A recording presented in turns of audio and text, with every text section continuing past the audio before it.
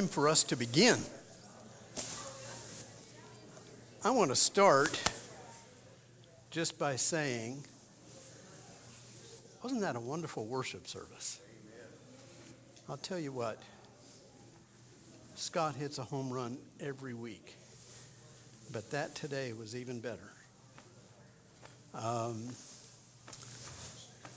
I really like the song leader too.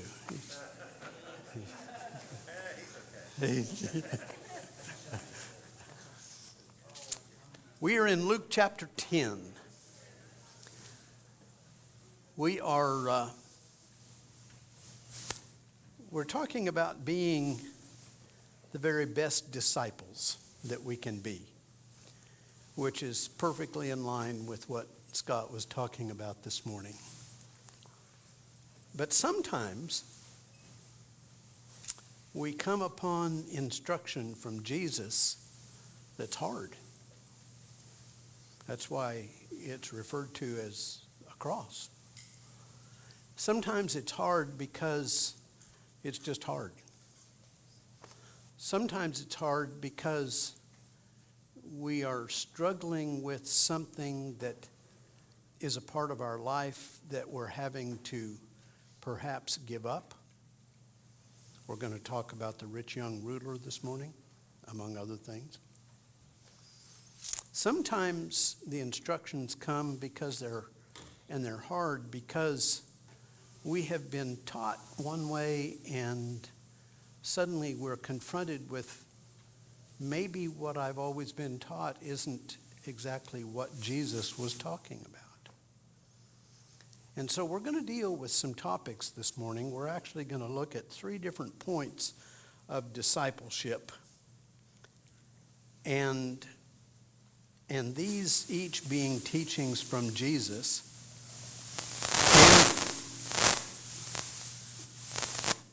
Is that me? Is that me or is that you? Surely it's not me. Let's keep going until it happens again. Hey, is your phone in your pocket? No, it's on my belt. Then it was me, I guess. Thank you for taking the blame. I like it.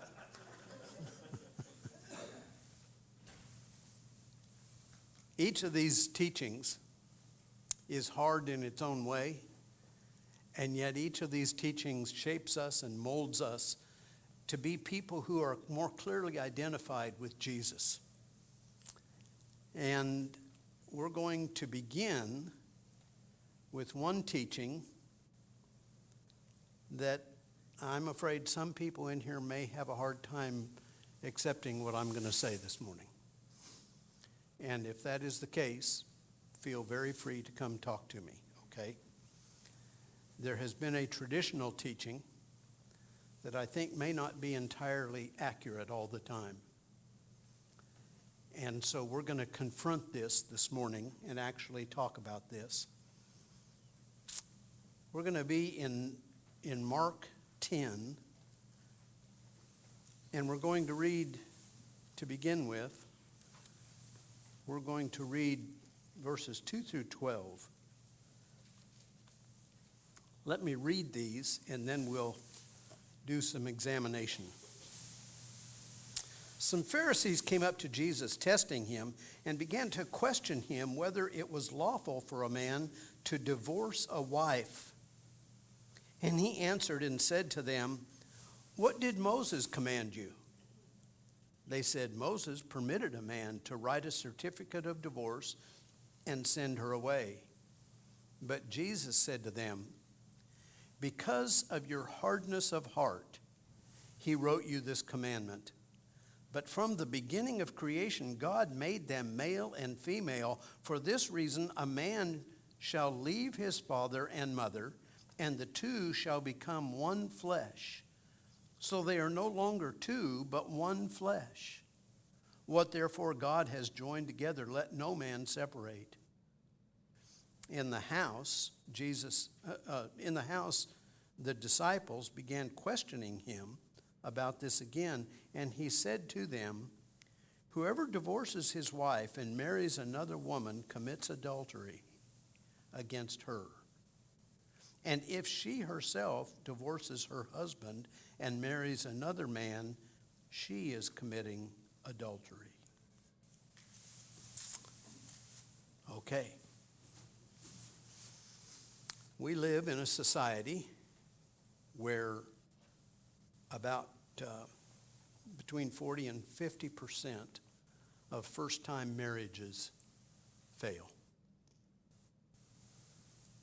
We actually are seeing the divorce rate go down, but it's not necessarily for a good reason. It's because the number of couples that have decided to just bypass marriage and move in together has increased 10 times in the last few years. And so a good portion of our society is looking at marriage and saying, you know, I want to have somebody around, but I'm not sure I want to make that commitment. Well, that obviously is not the way it was designed to be. Marriage is a covenant relationship. And it's supposed to be a relationship between a man and a woman that is for life.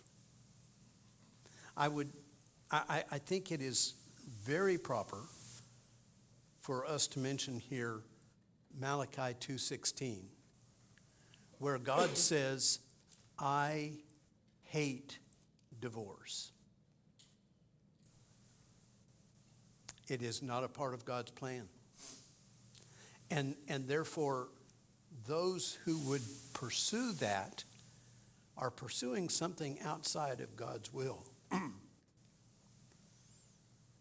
Now, there's a lot of complicated issues. But I think we need to look very carefully at what is being done here. First of all, I would also point this out, that nobody knows how tragic divorce is more than those who have been through it. It is a shattering, life-altering event. And it is not only shattering for each of the people involved. If there are children involved, they will be shattered. Don't tell me they'll get over it, because they don't.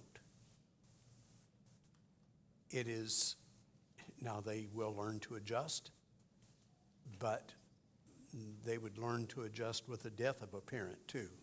Doesn't mean that we can go ahead and kill that spouse, although there are some that think that maybe murder is more forgivable than divorce is. So, but that's not right. Please take that as a joke, okay? And so here we take a look at what was said.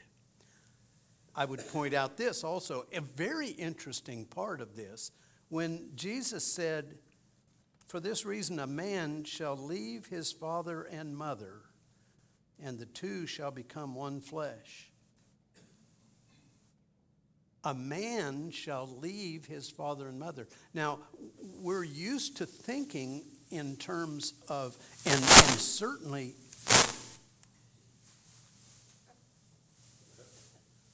I think it has something to do with how excited I get. Okay? Shall we just do away with this? Yeah, let's put this one back here. Well, let me turn this off and let's see something. If you need it. Just give you that. Okay. That's not off. Okay, thanks. Can you hear me in the back all right? Sorry. If I get too soft, wave your hand at me. A man shall leave his father and mother. In that culture, the norm was absolutely for the woman to leave her family and be joined with his family. And actually, we know, I think I've mentioned this before, it's very interesting the way that in that culture, people actually lived, families lived for a good long time in what is referred to as the Beit Av, meaning the house of the father. And families would live together in kind of a compound. Well, it was normal for a woman to leave her father and mother and be joined to her husband and become a part of this new Beit Av. But here it says, a man shall leave his father and mother. Understand this, that when that union occurs, there is a new household being formed.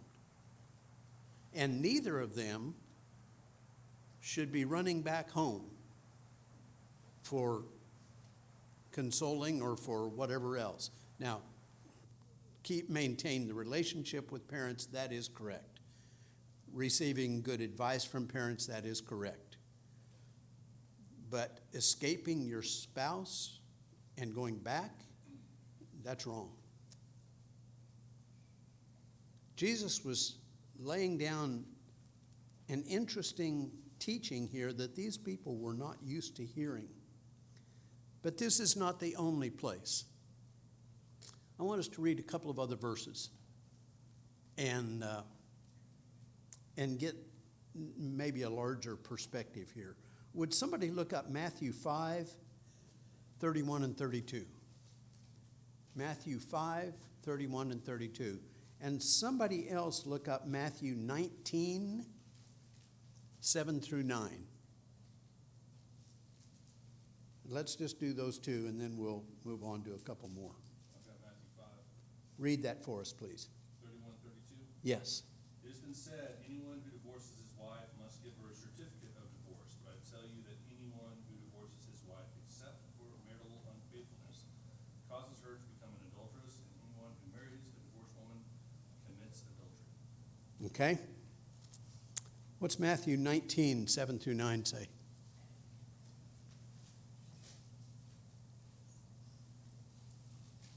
I'll read it next week. Okay.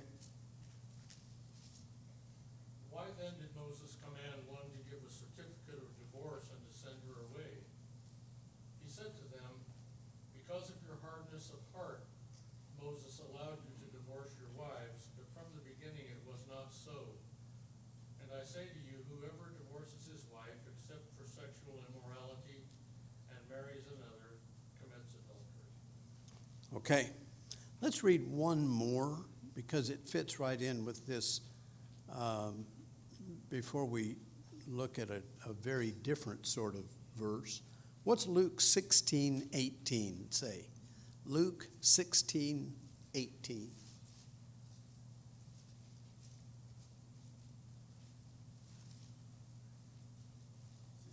says, anyone who divorces his wife and marries another woman commits adultery, and the man who marries a divorced woman commits adultery. Okay.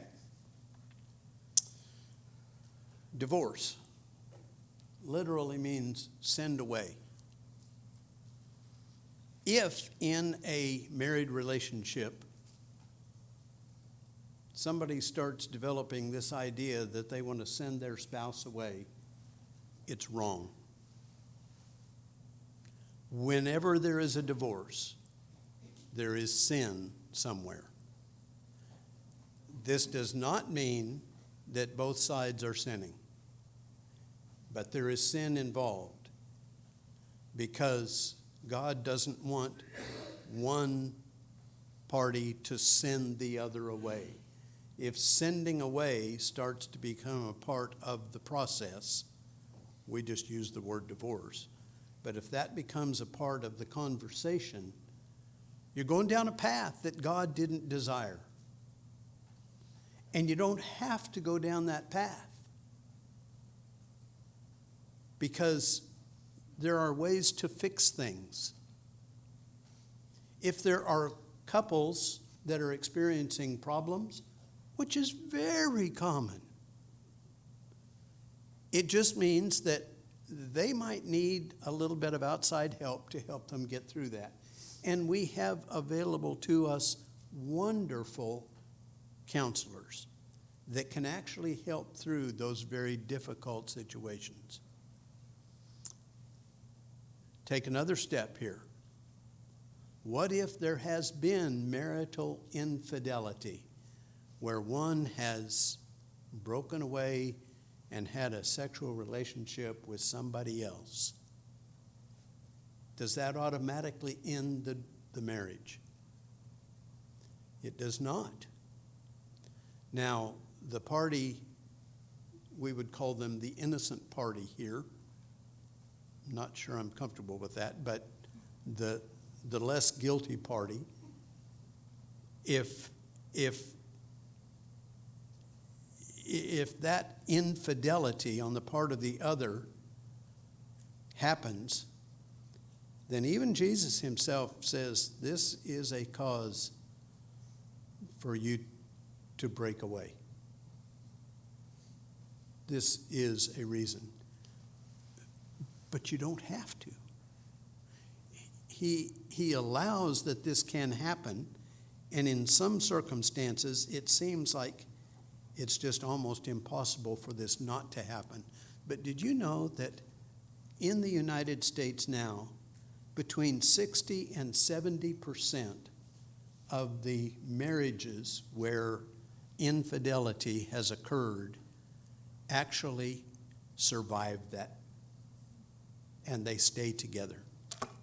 Now, it's not easy because trust has been broken, and it takes a long time to rebuild trust, but it can happen. But I think when we read these verses, this from Matthew and from Mark and from Luke, we get a perspective on this wherein Jesus is talking about divorce and contrasting it with Moses' permission, if you will, to give a certificate of divorce and end that. And Jesus is saying, that's not the way it's supposed to be. And we're supposed to stay together.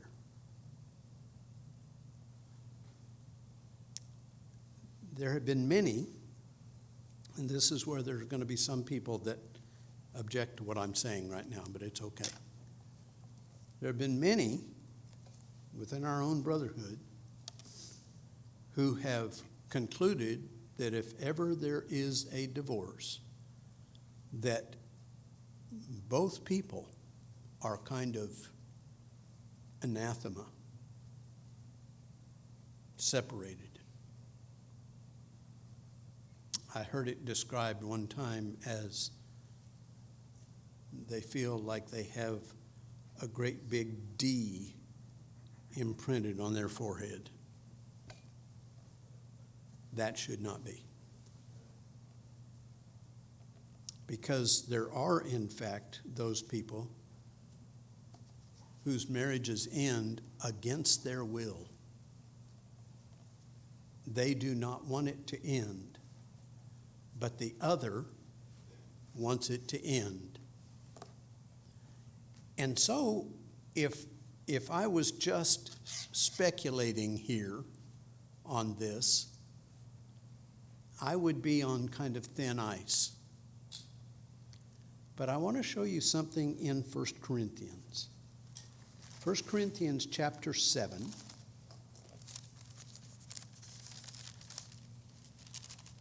Verses 12 through 15. But to the rest, this is Paul speaking to the Corinthians, okay? But to the rest I say, not the Lord, that if any brother has a wife who is an unbeliever and she consents to leave with him, he must not divorce her. And a woman who has an unbelieving husband and he consents to live with her, she must not send her husband away. For the unbelieving husband is sanctified through the wife, and the unbelieving wife is sanctified through her believing husband. For otherwise your children are unclean, but now they are holy. Yet, if the unbelieving one leaves, let him leave. The brother or sister is not under bondage in such cases, but God has called us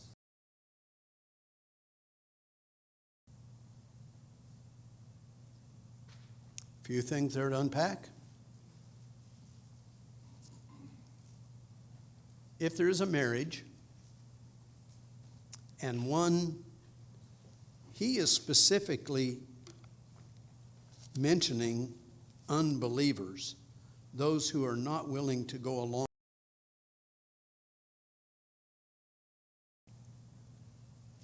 If they choose to leave, Paul says, let them go.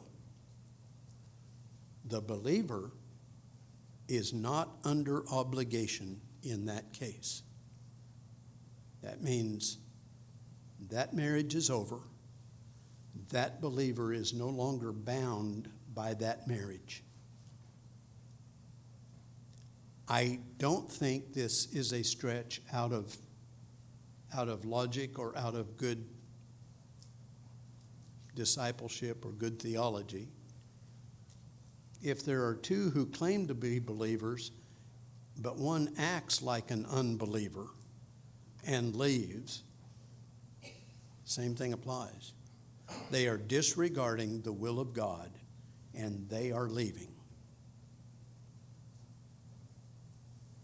In the Old Testament, well, let me also just say this. It seems to me, and you can read these verses and check for yourself, but it seems to me that there is a difference between divorce, that is, sending away, and leaving. If one is sending away the other,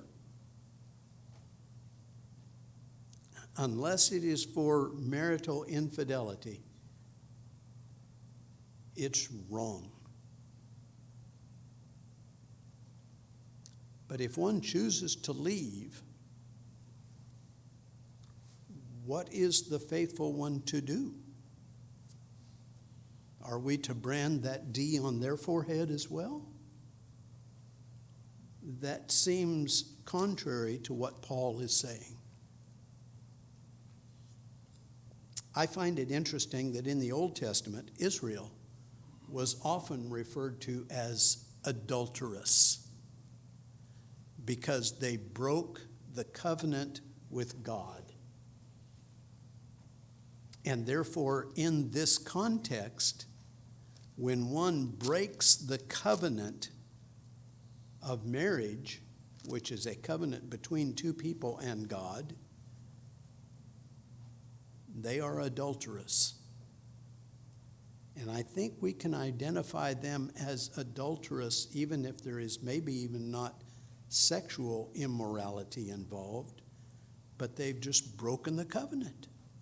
They've gone away from the very will of God.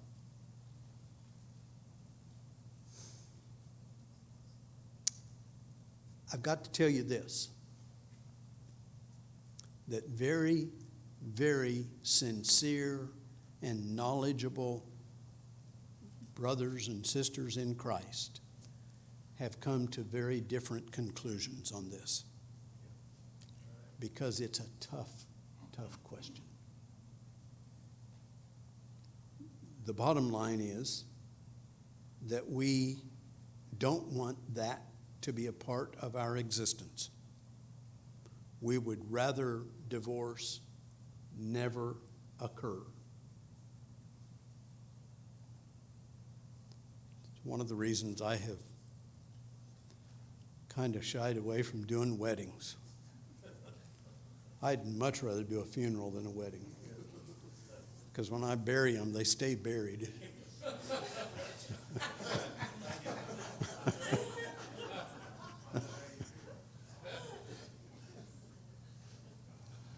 And quite honestly, along that line, I have never done a funeral that did not have some spiritual benefit to it.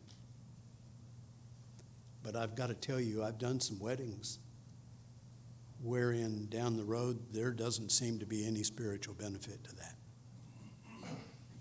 This is a heavy teaching. This is a teaching that many people get very upset about. And as I said, you may be one of those right now.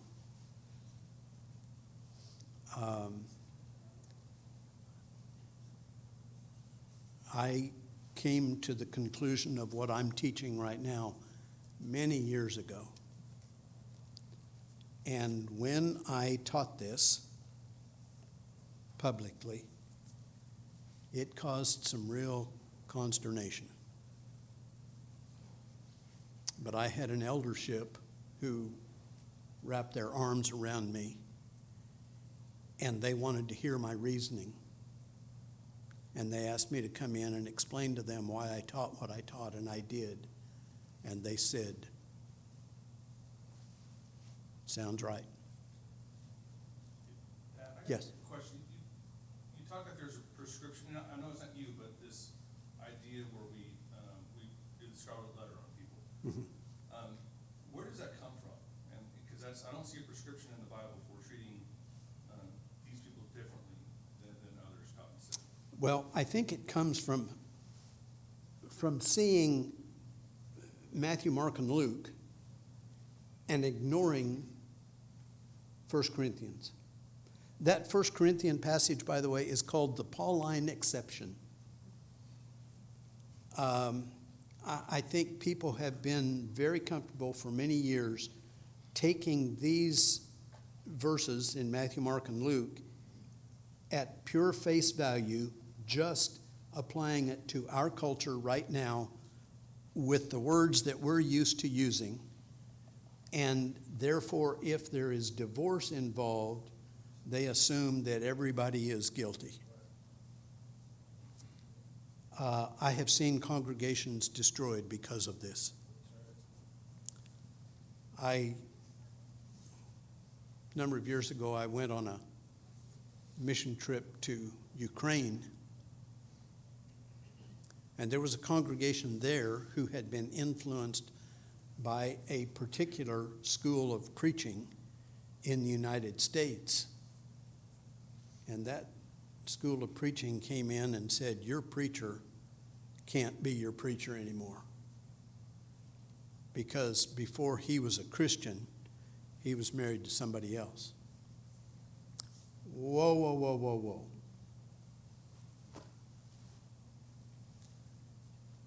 Let's be very clear.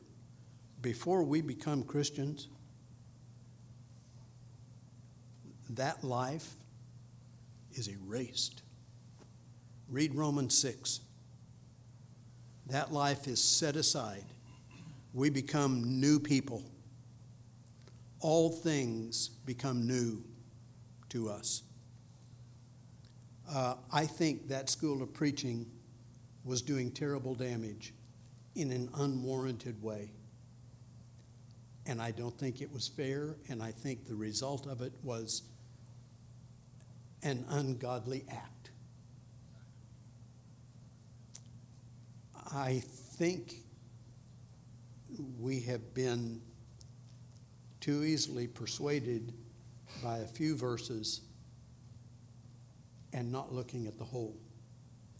I think also there is a certain mindset that if these words are in red, they have more merit than the words that are in black.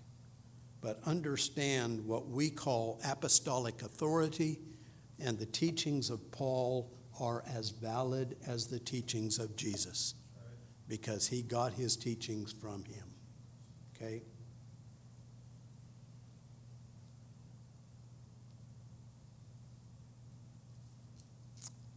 Let me also say this, though, that adultery, even divorce, can be forgiven.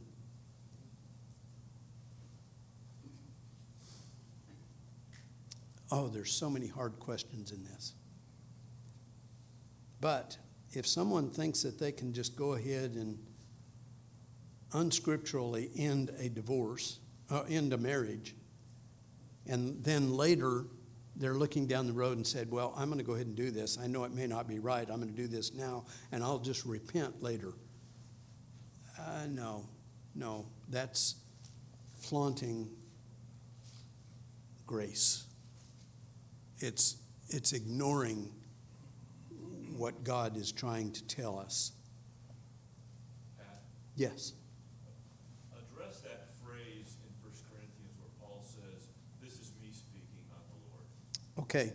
I think all that he was saying in that, he was not trying to give a teaching that was contrary to Jesus. He was simply saying, Jesus didn't address this in this way. I'm going to address this in this way. Is that fair? I heard a counselor handle a marriage that was in the process of breaking up in a very interesting way. And it influenced me enough that I actually applied this later. Had a man come into my office to tell me, he came in the morning, and by the way, I really loved this family. But this man in this marriage came into me in the morning, and he said, I'm going this afternoon to file for divorce. And I told him that I was very sorry he was doing that. And I asked him, how do you think this is going to affect your relationship with your kids? And he said, well, I know it'll be rough, but they'll get over it. And I said to him very directly, no, they won't. You're doing terrible damage. Statistically, when a husband and wife break up, their children are 50% more likely themselves to break up a marriage. And so I told him, by doing this, you are laying the groundwork for your own children's marriages to fail. He had 2 kids. Neither of them were married at the time. They were young. And then I asked him, how do you think this is going to affect your relationship with the church? And he said, well, I hope they'll understand. And I said, nope. You're breaking God's covenant. Things will not be the same.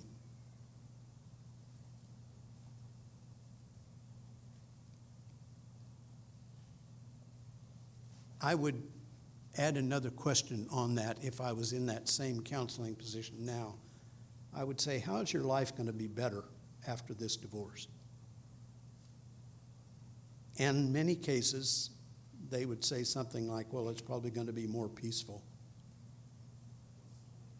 And to that, I would say, no, it's not. You're going to suffer in your reputation. You're going to suffer in your relationship with the rest of your family. And you're going to suffer economically. If you misuse your marriage, bad things happen. If you're miserable in your marriage, get help. Because help is available. Let me tell you, that man did not go that afternoon to file for divorce. This was probably 10, 12 years ago. They're still married. He doesn't like me very much, but they're still married.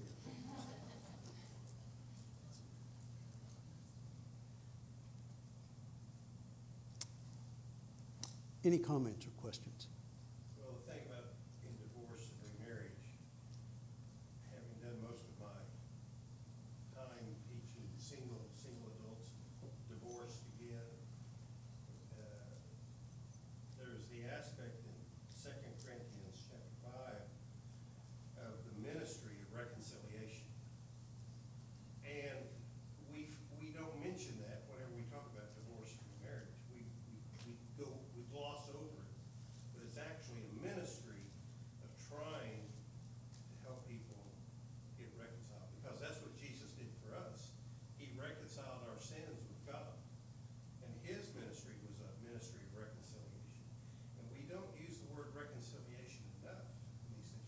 Oh, And that's it's good. tough, hard, dirty work. Some of the toughest, hardest things you can ever do when you're trying to work with couples to overcome that. So, I don't think we put enough emphasis on the reconciliation part of it. Thank you. Really good point. Really good.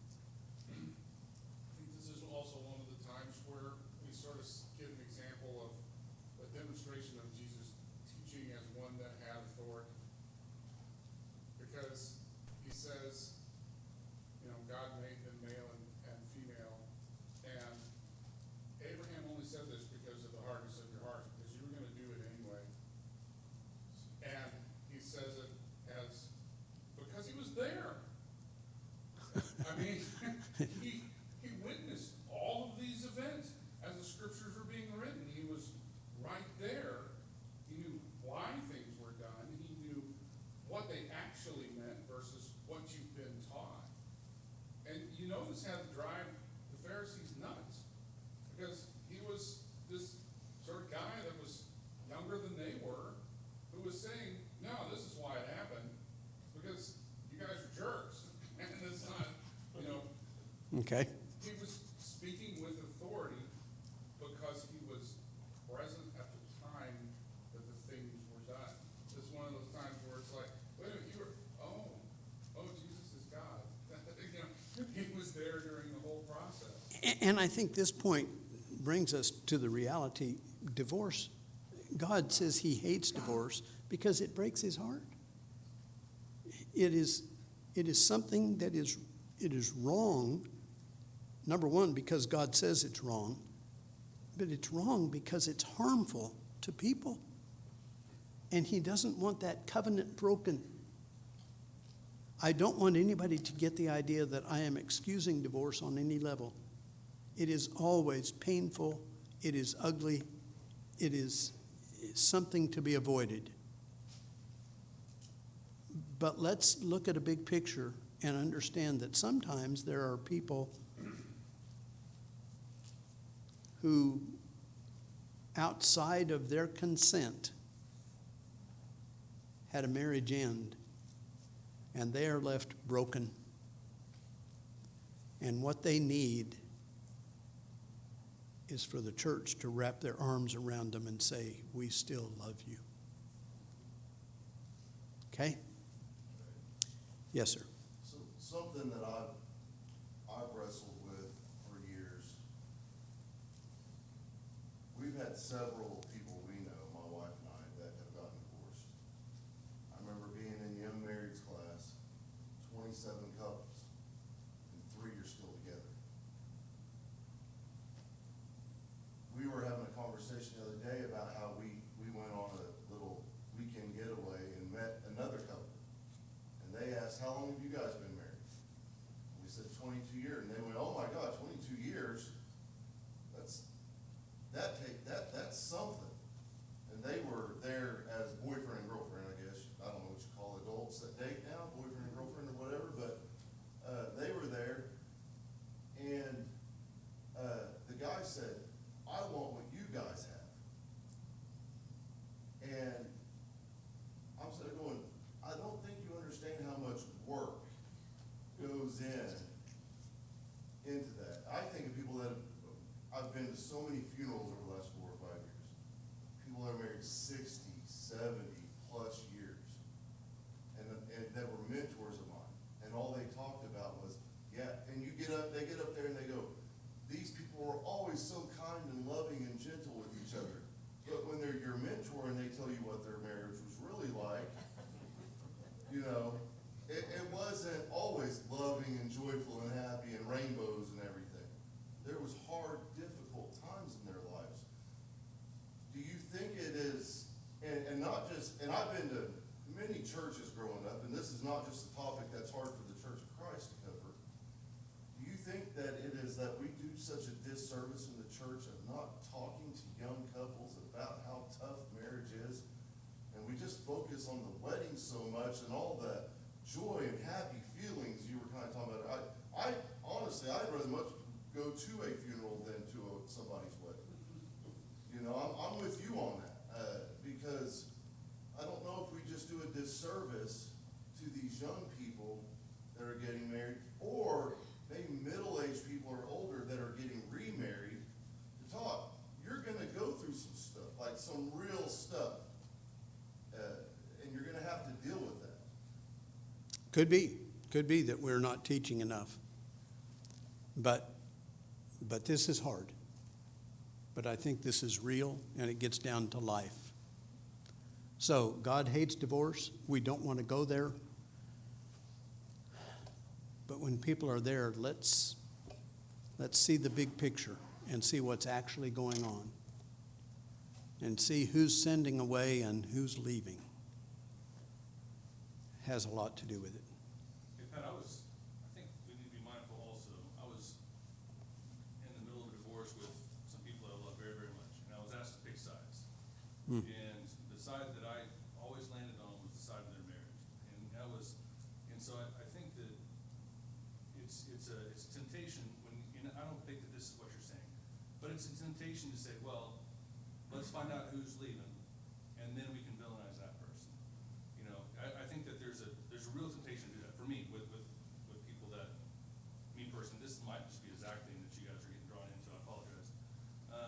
But I think that we need to be mindful that sin is crouching at the door. And you're exactly right. If people are getting divorced, there's a sin there that's causing that.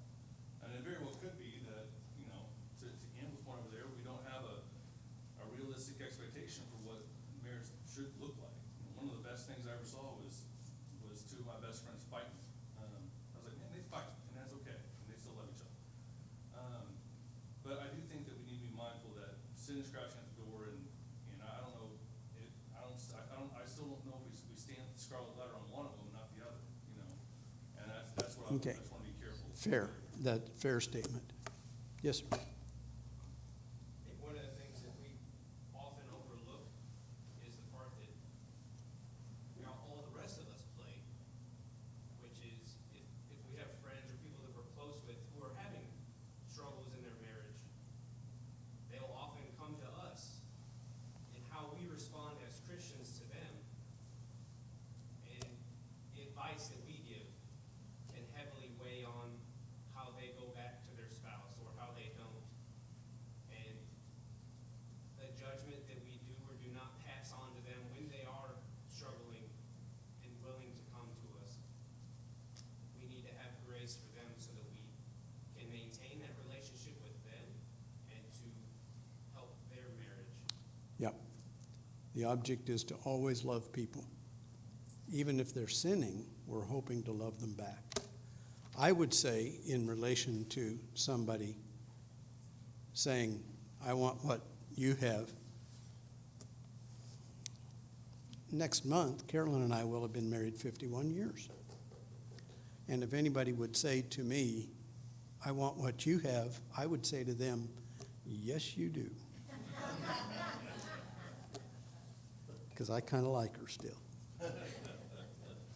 Okay, this is entirely unfair, but we have 12 seconds to cover two more issues, okay?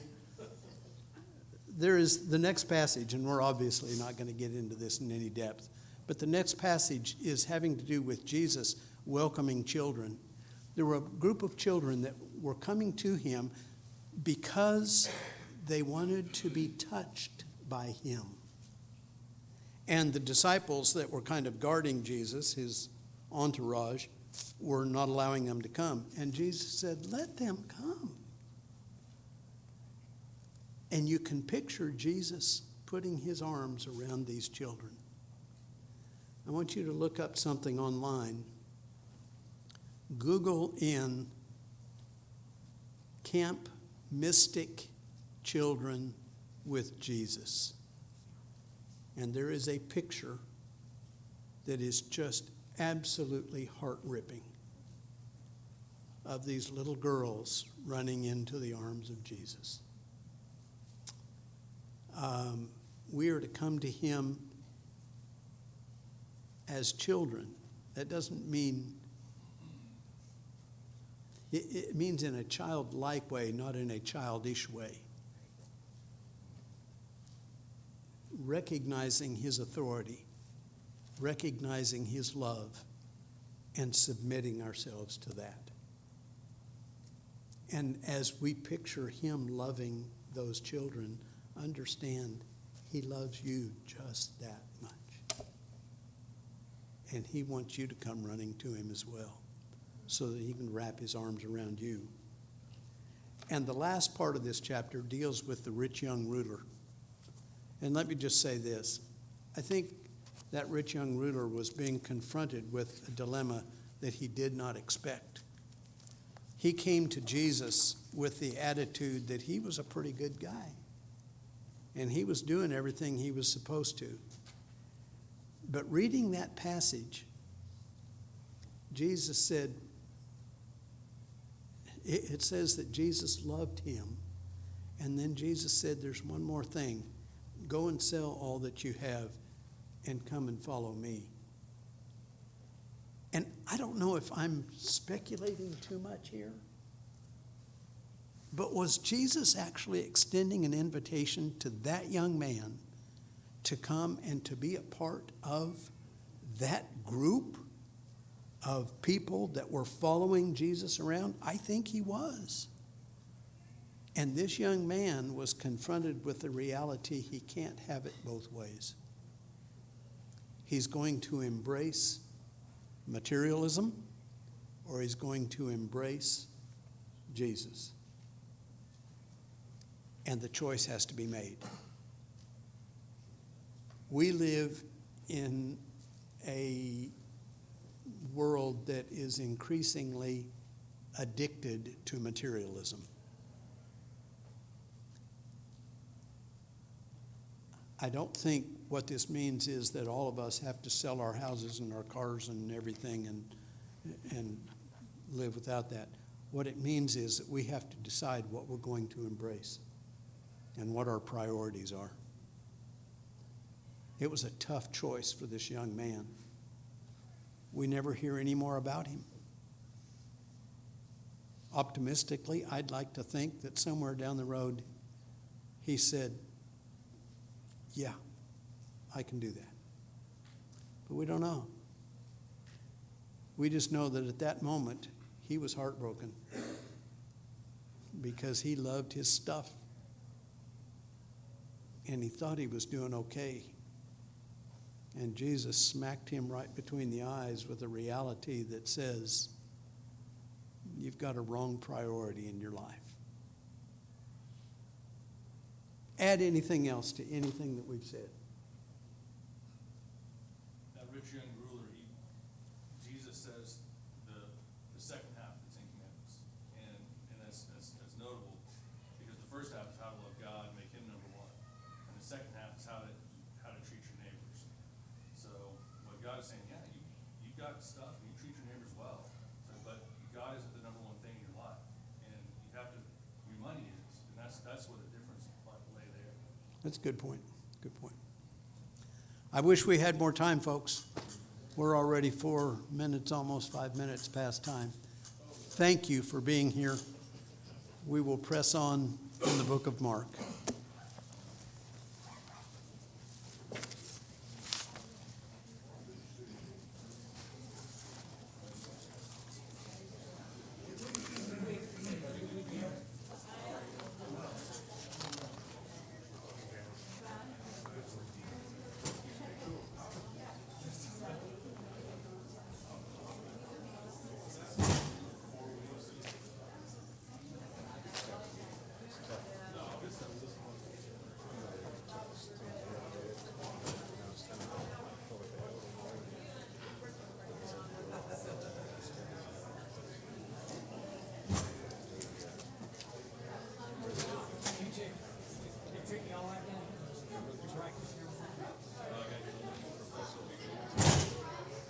Hi there. I'm just glad to hear it's going well. Yeah, that's important. That's good. Hey, Nancy, how are you? Here. Thank you, sir. Thank you. I walk the line. I just didn't before the black tie. Didn't do it. No, not that far.